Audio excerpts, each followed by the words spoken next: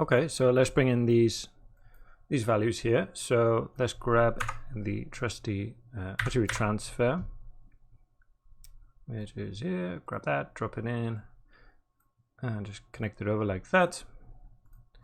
Okay, so we are finding grabbing the fuel and the temperature from our points and down to these points. Have I got this the right way around? Yes. And this actually, no, it should be after the pyro source, my mistake. So we want them on the points. There we go. And then we should, if we visualize them, temperature there and fuel as well. Okay, so this looks a bit blotchy as it is now. So if we come here and give it some more samples, I'll just come up to 5, something like that. See, that kind of blurs it out a bit. That should be fine. Let me just check the temperature as well. Just turn that off. Cool. So yeah, I just didn't want with this attribute transfer, if we painted this part kind of over here, we'd have a little kind of spot to temperature there. I didn't really want that. Okay, so that looks fine. So that should get picked up by our source spread. So there we go. We can see the fuel. Sorry, no. If we come over here and turn off this visualizer. No, if we turn it back on, there we go. So we can see the fuel there. Okay, and that's been mixed up with the noise and the temperature that we've just dropped in as well. Okay, so yeah, working on this fuel. So we've got these 3 values here, and what I'm going to do is, so you can see this initial fuel is the incoming fuel attribute. So we've got fuel coming in. Will be, excuse me, this amount will have this added to it. So I don't want to add any more. I just want it to be what it is. Okay. And it will also be scaled by the noise. Okay, so the noise will be kind of will affect what we have coming in as well. All right. The injection rate. So let's take a look at that. This amount of fuel scaled by the injection noise will be added to each point in 1/20th fourth of a second. So just every point will receive this much fuel. Okay. So I don't want that, because I don't want fuel in certain areas. Okay, so I'm just going to turn that all the way down. And then this one, post burn rate, after a point has burned. So we've got fire here. These points will be burned. It will then inject fuel at this rate. So we'll get fuel back. So it's like a constant thing. So I do want to turn this up to 1. So I want, you know, certain areas to burn, but I don't want them to go out.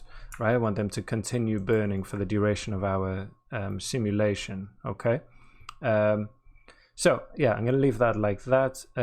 Let's visualize the fuel now, so you can see kind of what's going on there. So let's take a look at this noise first of all. So I'm going to flip this round actually. So remap the values.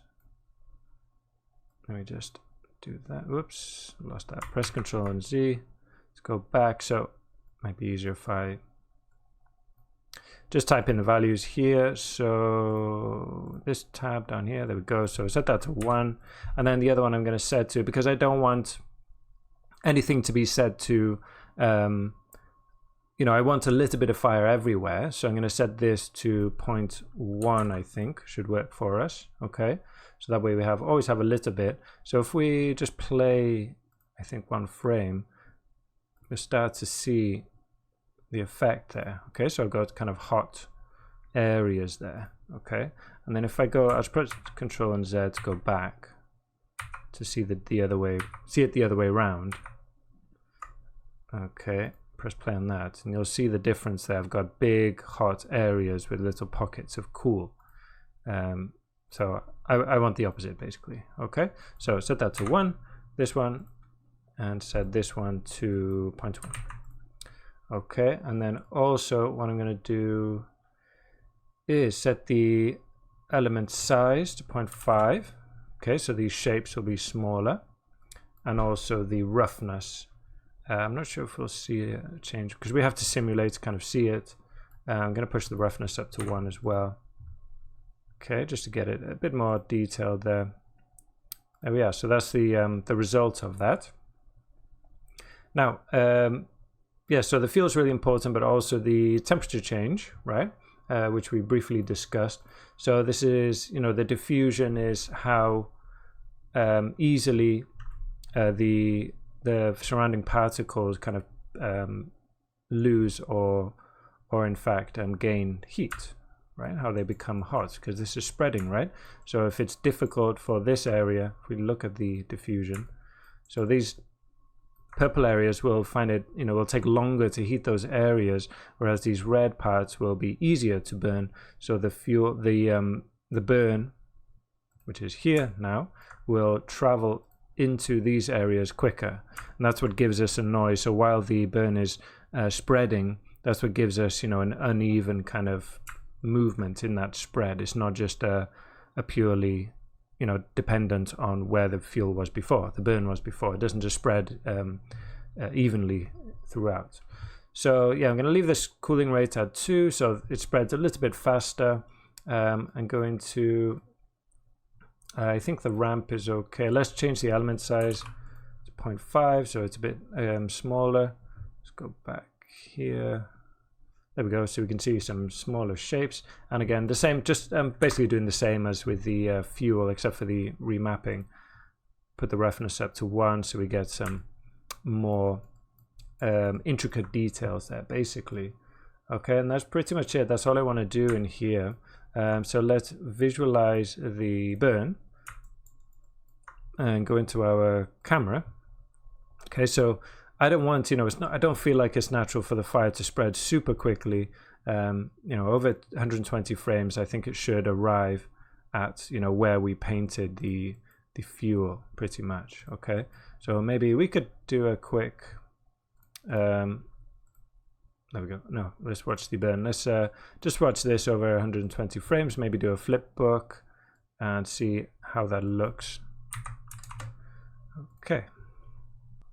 There we go, that's all done. So let's take a look. So as I said, yeah, we get this nice kind of slow spreading. It's going up pretty much to where we painted all the fuel. Not all the way around the door there, but you know, it's covering, it's going at a good speed. That's what I'm looking for. And then you see this kind of undulating noise. That's from the fuel, the noise in the animation of the fuel. We'll get kind of a more interesting a fire from this, okay, instead of just kind of the same amount of burn in all the same area, right? So at the end of the day, not at the end of the day, but you know what's actually going into our simulation here. Okay, if we take a look at this now, what we've got all these different values, but what we're interested in is the burn. That's what we're going to use to actually indicate where the fire will be. Okay, so that's the really important thing here. The rest of this is obviously being played around with in here, but this is the most important value, the burn. Okay, so that's what we're looking at once we come out of here.